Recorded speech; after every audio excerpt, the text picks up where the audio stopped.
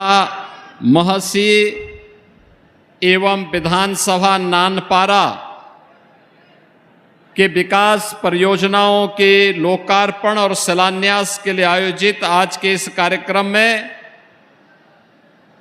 समारोह में उपस्थित प्रदेश सरकार में मंत्रिमंडल के मेरे सहयोगी प्रभारी मंत्री श्री दिनेश प्रताप सिंह जी,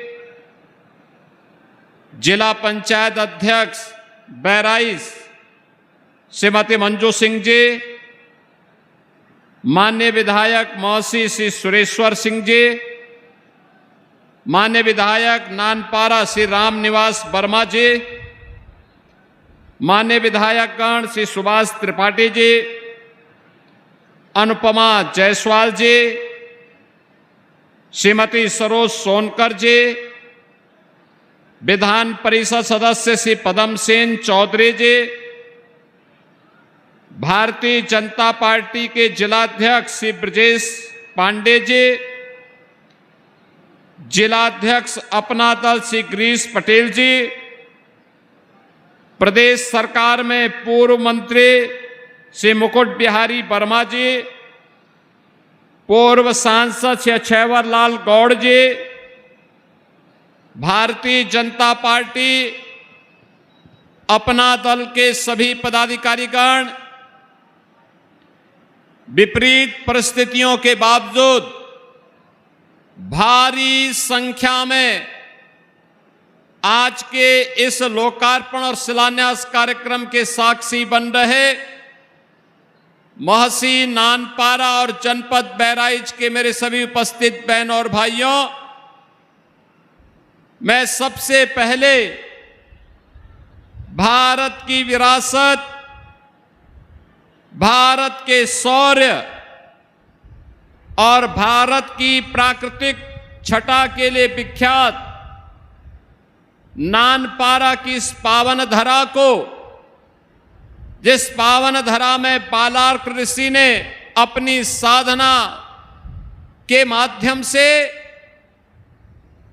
महाराजा सुहेलदेव ने अपने शौर्य के माध्यम से और 1857 के प्रथम स्वातंत्र समर के अमर सेनानी राजा बलभद्र सिंह चहलारी के बलिदान से इस पावन धरा को और भी ऊर्जावान और उर्वरा बनाया है। ऐसी पावन धरा को मैं कोटि कोटि नमन करते हुए आप सबका मैं हृदय से अभिनंदन करता हूं। बहनों और भाइयों, मुझे एक बार फिर से आज यहां पर बहराइच जनपद में आने का अवसर प्राप्त हुआ है। पिछली बार बलहा विधानसभा क्षेत्र के भरतापुर में 500 लोगों को पुनर्वास की दृष्टि से हमें आने का अवसर प्राप्त हुआ था और आज मुझे एक बार फिर से इस पावन धरा में आने का अवसर प्राप्त हुआ है। बहनों और भाइयों, जब मैं बहराइच को देखता हूं तो बहराइच मुझे विकसित भारत की उज्जवल तस्वीर अगर किसी जनपद में दिखाई देती है, उनमें से बहराइच भी एक महत्वपूर्ण जनपद है। बहराइच भी उसमें से एक महत्वपूर्ण जनपद है और इस जनपद में इसलिए मैं कह रहा हूं कि जनपद इसलिए हमारे लिए महत्वपूर्ण है क्योंकि यह जनपद करतनिया घाट की अनुपम प्राकृतिक धरोहर की दृष्टि से और साथ साथ यहां की उर्वरा भूमि उत्तर प्रदेश के अंदर सबसे अधिक नेचुरल फार्मिंग के लिए यानी प्राकृतिक खेती के लिए किसी एक जनपद के अन्नदाता किसानों ने कार्य किया है तो बहराइच उनमें से एक जनपद आता है। बहराइच उनमें से एक जनपद है और इसलिए मैं इस उर्वरा भूमि को यहां के अन्नदाता किसानों को और ईश्वर प्रदत्त इस प्राकृतिक धरोहर कर्तनिया घाट और सरयू मैया के द्वारा प्रदत्त इस प्राकृतिक धरोहर के लिए भी आप सबको मैं बधाई देता हूं, आपका अभिनंदन करता हूं। और बहनों और भाइयों, इसीलिए आज 2 विधानसभाओं की 70 नई परियोजनाओं को लेकर के हम सब यहां पर उपस्थित हुए हैं। याद करिए, बहराइच जनपद आज से 9 वर्ष पहले ये एस्पिरेशनल जनपद था। एस्पिरेशनल जनपद का मतलब आकांक्षी बनकर के रह गया था, हाथ फैलाने के लिए मजबूर था। लैंड माफिया, भू mafia, sand mafia, one mafia, ये सभी इस जनपद पे हावी होकर के यहां की प्राकृतिक संसाधनों को लूटते थे। बदनाम यहां का आम नागरिक होता था। हर प्रकार की अवैध और अनैतिक गतिविधियों का संचालन सत्ता के संरक्षण में रहने वाले वे माफिया करते थे। बदनाम बहराइच जनपद होता था और आर्थिक स्थिति भी खराब होती थी, न केवल यहां के नागरिकों की बल्कि पूरे जनपद की। विकास के पायदान पर सबसे पीछे की श्रेणी में जो देश के अंदर 600 जनपदों में से सबसे बीमार 100 जनपदों की सूची प्रधानमंत्री मोदी जी ने नीति आयोग के माध्यम से जारी करवाई थी, उनमें से बहराइच एक जनपद था। लेकिन बहनों और भाइयों, आज जब बहराइच की इस विकास यात्रा को हम देखते हैं, कोई सोचता था ये बहराइच का बीमारूपन हर उस भारतीय को चिंतित करता था। बहराइच के बच्चों के असमय बीमारी की चपेट में आना हर एक नागरिक के लिए चिंता का विषय था। और वह हर व्यक्ति जो 1000 वर्ष पहले महाराजा सुहेलदेव के शौर्य से परिचित रहा होगा, वह हर व्यक्ति जिसने महाराज बालार्क ऋषि के साधना और सिद्धि को देखा होगा, अनुभव क्या होगा, वे हर व्यक्ति चिंतित हुआ करते थे। 1857 के प्रथम स्वातंत्र समर के अमर बलिदानी महाराजा बलभद्र सिंह चौहलारी के बलिदान को जिसको भी स्मरण होगा, वह हर व्यक्ति चिंतित होता था। चिंतित नहीं होते थे तो ये कांग्रेसी और समाजवादी नहीं होते थे, क्योंकि विकास इनके एजेंडे में कभी नहीं था।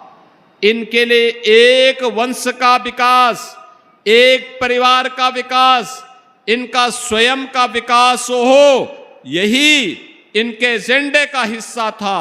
और यही कारण था इन्होंने बहराइच की ओर ध्यान नहीं दिया, और बहराइच की तरह अन्य जनपदों पे ध्यान न देने के कारण धीरे धीरे करके उत्तर प्रदेश के सामने पहचान का संकट खड़ा हो गया।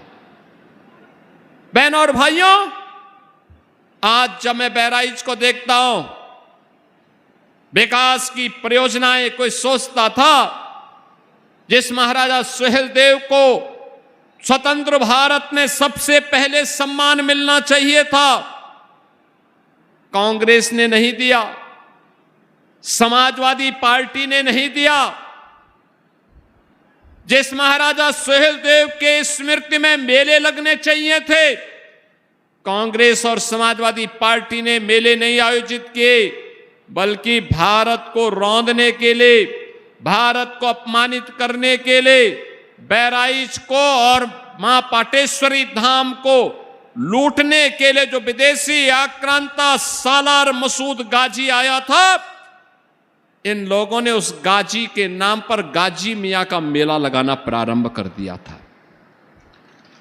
हमारी सरकार जब आई, हमने बड़ी स्पष्टता के साथ कहा, यूपी की धरती पर ये नए भारत का नया यूपी है और नए भारत के नए यूपी में किसी विदेशी आक्रांता के स्मारक को भी हम स्वीकार नहीं करेंगे और उसके नाम पर कोई मेला और कोई आयोजन भी स्वीकार नहीं होना चाहिए। मैं अभिनंदन करूंगा बहराइच वासियों का, जिन्होंने गाजी के नाम पर होने वाले आयोजन को पूरी तरह रोक दिया है और आने वाले समय में भी गाजी के नाम पर कोई आयोजन न हो, इसका हम पुख्ता व्यवस्था करें। आयोजन होना चाहिए महाराजा सुहेलदेव के नाम पर। जो काम कांग्रेस और सपा नहीं कर सकती थी, क्योंकि इनको तो कब्रिस्तान की बाउंड्री बनाने और गाजी मियां का मेला कराने से ही फुर्सत नहीं था। ये लोग क्या करते, लेकिन भारत माता के उस अमर नायक महाराजा सुहेलदेव के नाम पर आयोजन और उनका भव्य स्मारक उसी स्थान पर, जिस स्थान पर उन्होंने सालार मसूद गाजी को मारा था और इतिहास में भी मारा ही नहीं, उस गाजी को ऐसी मौत मारा था जो इस्लाम में सबसे खराब मानी जाती है।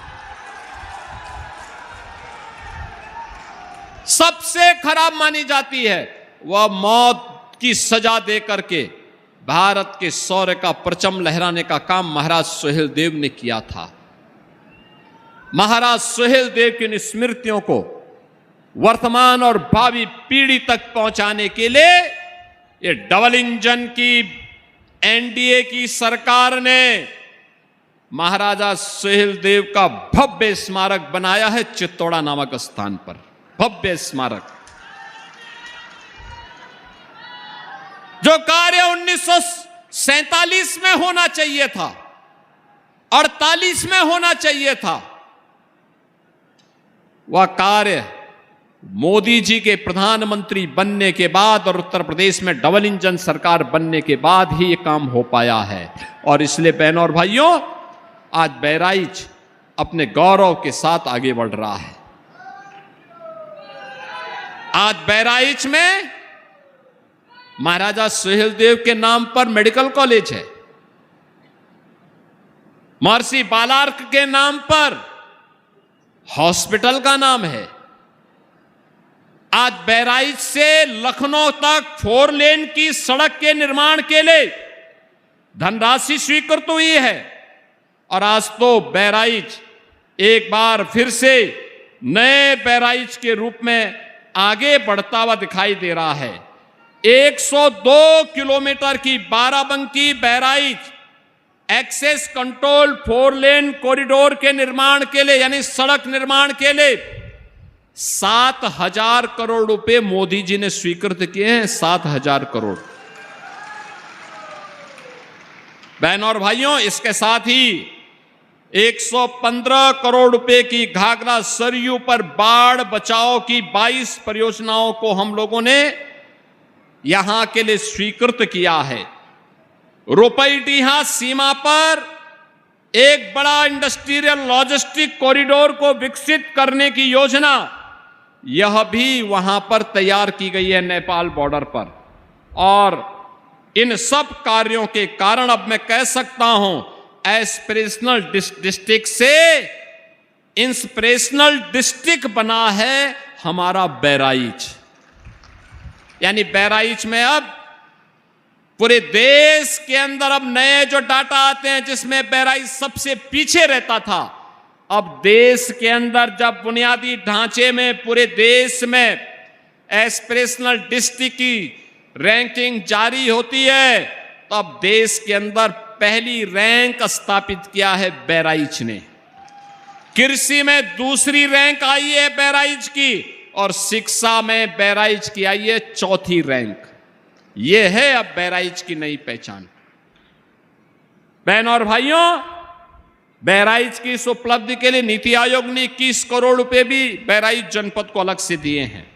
अब तो बहराइच से खलीला के बाद के बीच में रेलवे लाइन के निर्माण के लिए भी भूमि अधिग्रहण का काम चल रहा है, और गोरखपुर से शामली तक एक इकोनॉमिक कॉरिडोर बनने जा रहा है। इसमें भी बहराइच से होकर के वह कॉरिडोर जाएगा। यानी ये जितना इंफ्रास्ट्रक्चर विकसित हो रहा है, आने वाले समय में बहराइच उद्योग और निवेश के एक नए केंद्र के रूप में विकसित होगा। और निवेश का मतलब नौजवानों के लिए रोजगार, नौजवान के लिए नौकरी, महिलाओं के स्वावलंबन के कार्यक्रम, और इन सभी कार्यक्रमों को आगे बढ़ाते हुए इस दौरान 12 कस्तूरबा बालिका विद्यालय को अपग्रेड किया गया है, 12वीं तक किया गया है। 32 राजकीय नवीन हाई स्कूल और राजकीय इंटर कॉलेज, 2 राजकीय बालिका इंटर कॉलेज का निर्माण का कार्य और उनके उन्नयन का कार्य किया गया है।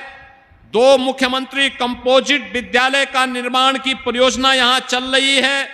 और इसके साथ ही जो मैंने बताया था, दलित, वंचित, पिछड़ी जाति के 500 ऐसे लोग जो भरतापुर में विस्थापित हो चुके थे, उन सब के पुनर्वास के लिए भी उनकी एक नई कॉलोनी भरतापुर में बन रही है। बहनों और भाइयों, अब बहराइच रुकने वाला नहीं है। लेकिन मैं पूछना चाहता हूं, जो ये कार्य डबल इंजन की सरकार ने किया है, यह तब संभव हो पाया है जब आपके द्वारा चुने गए विधायक दिन रात एक मेहनत करते हैं। जब मेहनत करते हैं, दिन रात मेहनत करते हैं, लखनऊ और दिल्ली में उसके लिए पैरवी करते हैं, सांसद दिल्ली में, विधायकगण लखनऊ में पैरवी करते हैं, तब ये योजनाएं आपके जिले में आती हैं, तब विकास की योजनाओं का लाभ आपको मिल पाता है। हम लोग भी बार बार आते हैं, इसीलिए आते हैं देखने के लिए क्या प्रोग्रेस है। बहनों और भाइयों, 17 के पहले यही तो समस्या थी। 17 के पहले उत्तर प्रदेश में समाजवादी पार्टी की सरकार थी, तो बबुआ तो 12 बजे सो के उठते थे, 2 बजे तक तैयार होते थे। चच्चू जब उनको बताते थे कि क्या होना चाहिए, तो उनकी समझ ही में नहीं आता था कि चच्चू बोल क्या रहे हैं। फिर 5 बजे जिम चले गए, 6:30 7 बजे तक आए, तो उसके बाद उनकी अपनी महफिल जम जाती थी, और फिर प्रदेश के बंटाधार की सभी योजनाएं वहीं पे इनके द्वारा समाप्त कर दी जाती थी। विकास होता कैसे? यूपी के नौजवान के सामने पहचान का संकट, अन्नदाता किसान आत्महत्या करने के लिए मजबूर होता था। न बेटी सुरक्षित थी, न व्यापारी सुरक्षित था। पर्व और त्योहार के पहले उपद्रव हो जाता था, तब कोई विकास की योजना नहीं थी, कोई पुरसाहाल नहीं था, न सड़क थी, न बिजली थी, न गरीब के लिए आवास था, न राशन की सुविधा थी, न आयुष्मान की सुविधा थी। आज जो ये पैसा आ रहा है, ऐसा नहीं कि पैसा तब नहीं था, पैसा तब भी था, लेकिन नियत साफ नहीं थी। नियत साफ नहीं थी, तब सिपाही खानदान सारे पैसे को हड़प जाता था। कहीं चाचा ने, कहीं भतीजे ने, कहीं किसी और नातेदार रिश्तेदार ने, क्योंकि महाभारत के सारे रिश्ते वहां थे, सारे रिश्ते महाभारत के थे। खूब लूट खसोट चलती थी, खूब अराजकता फैलती थी, और अगर किसी ने आवाज उठा दी तो फिर उसके घर को ये लोग कब्जा कर देते थे। और आज मैं कह सकता हूं, आज योजना का लाभ मिल रहा है 16 करोड़ गरीबों को फ्री में राशन, 11 करोड़ गरीबों को आयुष्मान भारत का 5 लाख रुपए की स्वास्थ्य बीमा का कवर। ये जनप्रतिनिधि जो मंच पे बैठे हैं, जो पदाधिकारी मंच पे बैठे हैं, या आप में से कोई व्यक्ति एक पत्र मुझे भेज देता कि हमारे परिवार का सदस्य बीमार है, पैसा नहीं है, तो मैं वहीं से डीएम को भेजता हूं कि भाई तत्काल इसका एस्टिमेट बना के मेरे पास भेजो, और तत्काल मैं मुख्यमंत्री राहत कोष से पैसा देता हूं। हम चेहरा नहीं देखते, हम जाति नहीं पूछते, लेकिन ये काम कर लेते हैं। बहनों और भाइयों, इसके लिए समय देना होता है, समीक्षा करनी होती है। सुशासन के लिए बिना भेदभाव के तुष्टीकरण की नीति पर नहीं, बल्कि सरकार की दृढ़ इच्छा शक्ति के साथ आगे बढ़ने की तमन्ना के साथ हम कार्य करते हैं, और एक लक्ष्य के साथ। जो सरकार गठन होने के समय हमने कहा था कि अपराध और अपराधियों के प्रति जीरो टॉलरेंस रहेगी, वो जीरो टॉलरेंस आज भी है। हमने पहले भी कहा था कि बेटी और व्यापारी की सुरक्षा पे सेंध लगाया तो 2 ही जगह होगी, या जेल होगा या जहन्नुम होगा, तीसरी कोई जगह नहीं होगी। बहनों और भाइयों, आज परिणाम हम सबके सामने है, और इसीलिए आज मैं आप सबसे कहने के लिए आया हूं, आपका एक निर्णय कैसे खुशहाली ला सकती है। बहराइच आज उसका उदाहरण है। ये जो सर्वे मैंने आपको बताए, सर्वे हमारे नहीं है, किसी प्राइवेट एजेंसी के भी नहीं है, देश की जो सबसे बड़ी एजेंसी है नीति आयोग, उसके सर्वे हैं, और उस सर्वे में दिखता है कि बहराइच एक लंबी छलांग लगाने की तैयारी कर रहा है। ये लंबी तैयारी इसलिए कर रहा है क्योंकि आपने अच्छे जनप्रतिनिधि चुन करके भेजे हैं, अच्छे लोग चुन करके भेजे हैं। इन लोगों की मेहनत, इनका प्रयास आज विकास के रूप में आप सबके सामने आता है, और विकास की परियोजनाएं जब आगे बढ़ती हैं तो परिणाम आता है, और उसी परिणाम को देने के लिए आज मैं आपके बीच आया हूं, आपसे कहने के लिए कि बहराइच के पास इन संभावनाओं को और मजबूती देने के लिए आज बहराइच को फिर से उसकी पहचान को आगे बढ़ाने के लिए, याद करिए ना, कभी भारत की सत्ता का संचालन का केंद्र बिंदु यह क्षेत्र हुआ करता था। याद करिए, भगवान राम के पुत्र लव ने श्रावस्ती को अपनी राजधानी बसाई थी। याद करिए, महाराजा सुहेलदेव और महर्षि बालार ऋषि, इन दोनों की भूमि ये बहराइच है। फिर बहराइच पिछड़ा कैसे हो सकता था? ये पिछड़ा कैसे हो सकता था? ये बीमारू कैसे हो सकता था? बीमारू बहराइच नहीं था, बीमारू उस समय की सरकारों की मानसिकता थी, जिन्होंने अपने बीमारू मानसिकता के नाते आपको भी पीछे धकेल दिया था, आगे नहीं बढ़ने दिया था। लेकिन जैसे ही प्रधानमंत्री मोदी जी के नेतृत्व में भारतीय जनता पार्टी की डबल इंजन की सरकार आई, यूपी में डबल इंजन की सरकार आई, आज बहनों और भाइयों आप देखते होंगे परिवर्तन, हर क्षेत्र में परिवर्तन। अब उपद्रव नहीं होता है, अब तो उत्सव प्रदेश के रूप में यूपी ने एक नई पहचान बनाई है। याद करिए, आज से 10 वर्ष पहले आप में बहुत सारे लोग होंगे जिन्हें देश के अंदर अलग अलग राज्यों में जाने का अवसर प्राप्त हुआ होगा। इससे पहले जाते थे, अपनी पहचान छुपाते थे, और अगर गलती से आपने अपनी पहचान बता दी थी तो लोग आपको हेद इससे देखते थे, शंका करते थे। लेकिन बहनों और भाइयों, आज आप जाइए, देश के अंदर कहीं जाएंगे, आपने यूपी बोल दिया, आपने बहराइच बोल दिया, आपने अयोध्या बोल दिया, सामने वाले के चेहरे पर चमक आती है, और उसके इच्छा होती है, अगर वो 10 कदम दूर भी है तो 10 कदम चल करके वो आपसे गले मिलने का प्रयास करता है कि वाह, उत्तर प्रदेश की धरती से यह है आज आपकी पहचान। जहां पर पहचान पर संकट नहीं है, भारत की विरासत की भूमि बनकर के यूपी उभरा है। आज कोई भी अयोध्या आता है अभिभूत होकर के जाता है, काशी आता है अभिभूत होकर के जाता है, नैमिषारण्य आता है अभिभूत होकर के जाता है, लखनऊ आता अभिभूत होकर के जाता है, बहराइच आता है देख करके ताज्जुब होता, अरे बहराइच में मेडिकल कॉलेज, बहराइच में 4 लेन की कनेक्टिविटी बन रही है, बहराइच रेलवे लाइन से जुड़ रहा है, बहराइच इकोनॉमिक कॉरिडोर से बन रहा है, 750 किलोमीटर लंबा यह कॉरिडोर बन रहा है जो गोरखपुर से शामली तक जा रहा है, बहराइच होते हुए जा रहा है। बहनों और भाइयों, यह है विकास की यात्रा, और उस विकास की यात्रा में आपको सहभागी बनाने के लिए आज मुझे यहां आने का अवसर प्राप्त हुआ है। आप सबसे मेरी अपील होगी, बरसात का समय है, बरसात के समय में हमने मच्छर और माफिया को तो समाप्त किया है, लेकिन आपसे अपील है, अभी भी वन्य जीवों का खतरा बना हुआ है।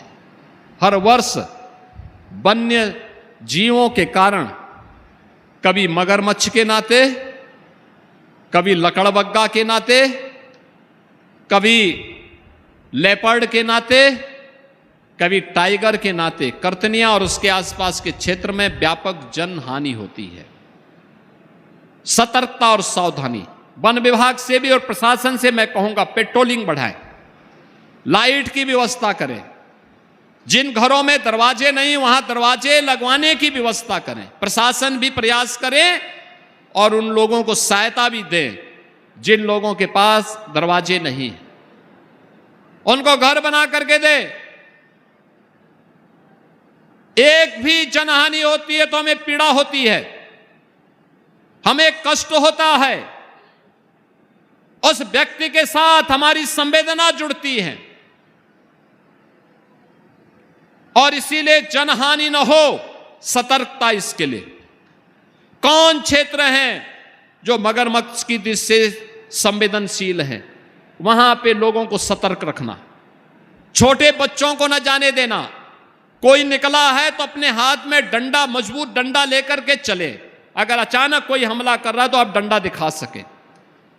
तो जंगली जानवर भी भागेगा, रात्रि के समय नहीं जाना, क्योंकि ये जितने भी जानवर होते हैं, जितने भी जलीय जीव होते हैं, ये हमला कभी भी कर सकते हैं, और इसलिए उसके प्रति सतर्कता भी हमारी सब सुरक्षा के लिए सबसे बड़ी वो। सरकार बिना परमिशन के उनको मारेगी तो तमाम पर्यावरण विशेषज्ञ और तमाम जीव जंतु संरक्षण के लिए काम करने वाले एनजीओ आज धमकेंगे। जब वह कहीं कोई जनहानि करता है तो हमें आकर के कठोर निर्णय लेना होता है, लेकिन एक जीव सृष्टि की सहअस्तित्व को ध्यान में रखते हुए, जैव विविधता को देखते हुए, उनको भी नुकसान न हो, लेकिन उससे महत्वपूर्ण है मनुष्यों को भी नुकसान न हो। इसकी सतर्कता अत्यंत आवश्यक है, और इसके लिए मैं जनप्रतिनिधियों से भी चाहूंगा, ग्राम प्रधानगण, क्षेत्र पंचायत की समिति के सदस्यगण, जिला पंचायत के सदस्य और अध्यक्षगण, माननीय विधायक, ब्लॉक प्रमुख, जिला पंचायत अध्यक्ष, माननीय सांसद, पूर्व विधायक, ये सभी लोग लगे, चेयरमैन, सभी लोग जाएं, छोटी छोटी बैठकें करें, अवेयरनेस पैदा करें, पब्लिक एड्रेस सिस्टम लगाएं। हमने ग्राम प्रधान का कार्यकाल बढ़ाया है, क्षेत्र पंचायत का कार्यकाल बढ़ाया है, जिला पंचायत का कार्यकाल बढ़ाया है। इस पैसे का उपयोग कर दो उन लोगों के लिए, कितना अच्छा होगा। सरकार ने आपको फ्रीडम दे रखी है, पुण्य मिलेगा। एक एक व्यक्ति की जान को हम बचाने में सफल होंगे, उसका लाभ प्राप्त होगा, और यही अपील करने के लिए आज मैं आपके पास आया हूं। मैं बधाई दूंगा नानपारा के विधायक जी को और महसी के विधायक जी को। हमारे सभी विधायकगण हैं, उन क्षेत्रों में भी मैं जाने जा रहा हूं, लेकिन आज महसी और नानपारा की परियोजनाएं हैं। मैं इसके लिए रामनिवास वर्मा जी को, सुरेश्वर सिंह जी को हृदय से बधाई देता हूं इन परियोजनाओं की। आप सभी बहराइच वासियों को नानपारा और महसी विधानसभा क्षेत्र की जनता जनार्दन को भी मैं बधाई देता हूं। ये जो आज सैकड़ों करोड़ की 70 परियोजनाएं आज इन दोनों विधानसभाओं के लिए दी जा रही हैं, इनसे आपके विकास को एक गति मिलेगी और वह गति आपके वर्तमान और भविष्य को प्रगति के पथ पर अग्रसर करेगी। इसी विश्वास के साथ मैं एक बार फिर से आप सभी को आज के इस आयोजन के अवसर पर हृदय से बधाई देता हूं, अपनी शुभकामनाएं देता हूं और विश्वास करता हूं बहराइच को हम विकास के पथ पर निरंतर अग्रसर करने में सफल होंगे। आप सबके प्रति मेरी मंगल में शुभकामनाएं हैं। धन्यवाद। जय हिंद, जय जय श्री राम। बहुत बहुत धन्यवाद माननीय, आपके प्रेरणादायी उद्बोधन के लिए। मैं चाहूंगी जोरदार तालियों के प्रणाम के साथ आप अपने हृदय की कृतज्ञता और मंगल कामनाएं माननीय मुख्यमंत्री महोदय तक पहुंचाएं। मेरे साथ बोलिए, भारत माता की, भारत माता की, भारत माता की। इसी के साथ ये कार्यक्रम अब संपन्न होता है और बहराइच के विकास का एक नया अध्याय प्रारंभ होता है।